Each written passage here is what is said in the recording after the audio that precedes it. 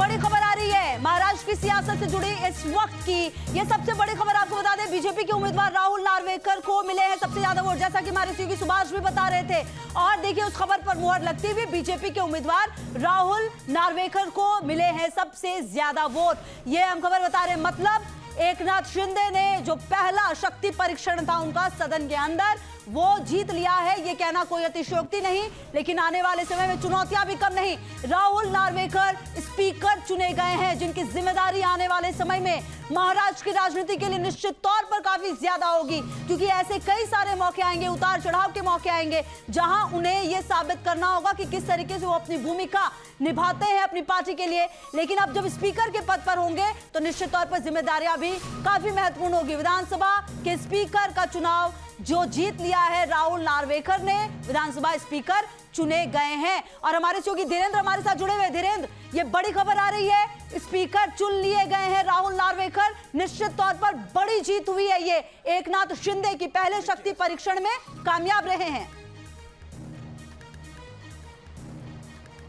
खुशबू, उन्होंने बहुमत का आंकड़ा पार कर लिया, इसलिए हम लोग कह सकते हैं कि उनको विधानसभा अध्यक्ष चुन लिया गया, क्योंकि अभी तक चूंकि औपचारिक इसकी घोषणा होनी बाकी है और पूरी संख्याएं आखिर में कितनी होती है ये भी देखना बहुत ज़रूरी होगा, क्योंकि ये साफ तौर पर था कि हक में है नंबर, लेकिन ये कितने तक जाता है खुशबू, ये बहुत इंपॉर्टेंट होगी। और अभी थोड़ी देर बाद इस पर जब घोषणा होगी तब उनको विधिवत तौर पर चुन लिया जाएगा। लेकिन जैसे ही बहुमत का आंकड़ा पार किया तो हम ये कह सकते हैं कि राहुल नार्वेकर को अब विधानसभा स्पीकर के पद पर हराया नहीं जा सकता, तो इसलिए वो विधानसभा स्पीकर अब बनने ही वाले हैं, जो एक औपचारिकता होगी बताने की। लेकिन जैसी संख्या बल आप पार कर लेते हैं तो आप ये कह सकते हैं कि हाँ, अब शिंदे गुट का जो स्पीकर है वो चुन लिया गया है। और एक तरह से अब जो सरकार है उसको आप मान लेना चाहिए कि एकनाथ शिंदे और देवेंद्र फडणवीस की सरकार का कार्यकाल शुरू हो जाएगा कल से। ये अलग बात है कि जो आपने चुनौती की बात की थी, चुनौती भले ही हम लोग विधानमंडल की नहीं मान रहे कि 6 महीने तक नहीं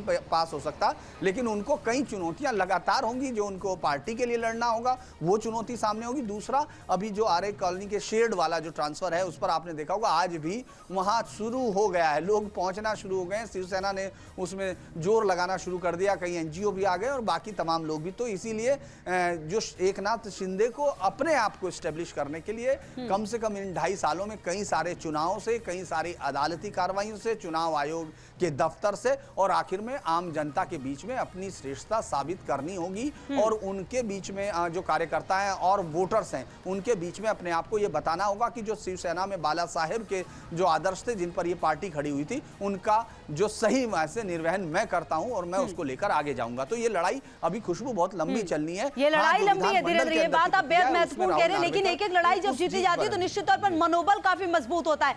सुभाष, आज की ये जीत एकनाथ शिंदे के और तमाम उनके गुट के लोगों को कितना मनोबल देगी? और सबसे बड़ा सवाल ये भी, कितने वोट मिलेंगे? एक एक वोट बेहद महत्वपूर्ण, इसलिए नजर इस पर भी देगी कि आखिरकार राहुल नार्वेकर को कितने वोट मिले। इससे कल की स्थिति भी बिल्कुल क्लियर हो सकती है। सुभाष, खुशबू, मैं आपको जानकारी दूं कि 164 विधायक एकनाथ शिंदे इनके पक्ष में है, ये अभी साबित हो गया है। अध्यक्ष पद का ये जो चुनाव है उसमें 164 विधायकों ने बीजेपी के जो उम्मीदवार है राहुल नार्वेकर, उनके पक्ष में वोट डाला है। अब गिनती शुरू हो गई है विपक्ष की। इस प्रस्ताव को विरोध करने वाले जो विधायक हैं उनकी गिनती शुरू हो गई है। तो 164 विधायक एकनाथ शिंदे इनके पास हैं। 288 विधानसभा के सदस्य हैं महाराष्ट्र की असेंबली में, उसमें एक सदस्य है उनका निधन हो चुका है। तो 287 में से 164 विधायक एकनाथ शिंदे इनके पास है। मैं आपको ये बताऊं कि ये कानूनी लड़ाई पे जाएगी अभी, क्योंकि एकनाथ शिंदे इनका जो गुट है और उद्धव ठाकरे इनका जो गुट है, दोनों ने व्हीप जारी किया था। व्हीप यानी अपने अपने जो विधायक हैं उनको जो पार्टी ने फैसला लिया है उन्हीं कैंडिडेट को वोट करना पड़ता है। तो ये दोनों पार्टियों ने अलग अलग व्हीप जारी किया था। तो ऐसे में ये लड़ाई, इसकी चुनौती जो है इस फैसले की, वो सुप्रीम कोर्ट तक जाएगी। खुशबू, बिल्कुल बेहद महत्वपूर्ण जानकारी दे रहे हैं। सुभाष, अगर ये सुप्रीम कोर्ट तक जाएगी तो क्या ये जो फैसला आएगा उस पर तो कोई फर्क नहीं पड़ेगा? क्योंकि आप लगातार ये कह रहे हैं कि अब ये लड़ाई आगे भी बढ़ेगी, दोनों ही गुट आगे जा सकते हैं इसको लेकर, क्योंकि अब चुनौती उद्धव ठाकरे के लिए ज्यादा हो गई है। देखिए, जो संविधान है उसके मुताबिक जो विधानसभा के फ्लोर पे जो होता है उसको अंतिम माना जाता है। सुप्रीम कोर्ट ने कई सारे एसआर बोमई केस से लेकर कई सारे जो फैसले दिए हैं उसमें ये उन्होंने माना है कि जो अंतिम फैसला जो है वो विधानसभा के फ्लोर पे होना है, और विधानसभा के फ्लोर में एकनाथ शिंदे इन्होंने अपनी बाजी मारी है। यहाँ पर उन्होंने उद्धव ठाकरे इनके गुट को मात दी है। तो ऐसे में आज की तारीख में एकनाथ शिंदे दावा कर सकते हैं कि वही शिवसेना का असली गुट है, और जो स्पीकर राहुल नार्वेकर अभी औपचारिक रूप में वो सूत्र अपने हाथ में लेंगे, उस वक्त यही घोषणा करेंगे।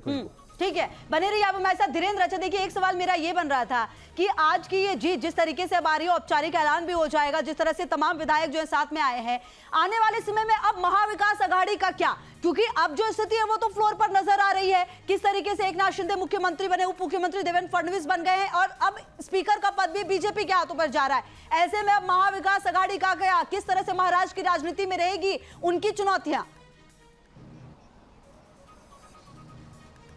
देखिए, उस चुनौती को बरकरार रखने के लिए ये जो कैंडिडेट खड़ा किया गया वो शिवसेना उद्धव गुट से खड़ा किया गया था। राजन साल्वी को इसीलिए किया गया, जबकि अब उनके पास तीनों पार्टियों में सबसे कम विधायक हैं। इसके बावजूद उनको स्पीकर चुनने के लिए इसलिए दिया गया ताकि अपने मतदाताओं को ये मैसेज दिया जा सके कि महाविकास आघाड़ी एक राजनीतिक गठबंधन बन चुका, महज सत्ता के लिए एक फेविकोल के तौर पर जो बनाया गया संगठन था वो नहीं है। इसीलिए अब ये लड़ाई लंबी होगी, लेकिन बहुत इंटरेस्टिंग देखना खुशबू ये होगा तमाम राजनीतिक विश्लेषकों के लिए कि आखिर एक ऐसा गठबंधन है जिसमें शिवसेना ये दावा कर रही है कि वो हिंदुत्व के लिए लड़ रही थी, जिसमें कांग्रेस ये दावा कर रही है कि वो हिंदुत्व से लड़ रही थी, और एनसीपी का जो आइडिया है वो उन दोनों से लड़ रही थी। तो एक ऐसा गठबंधन जो सही मायने में जो अपने मतदाताओं के अंदर का जो एक नैसर्गिक अलायंस है उससे अलग खड़ा हुआ दिख रहा है, उसकी आगे की राजनीतिक यात्रा किस तरह की होगी, क्योंकि शिवसेना को, उद्धव को लगातार सामने चुनौती मिल रही है। आप देख रहे होंगे कि सीधे तौर पर हिंदुत्व के जो असली अमलदार है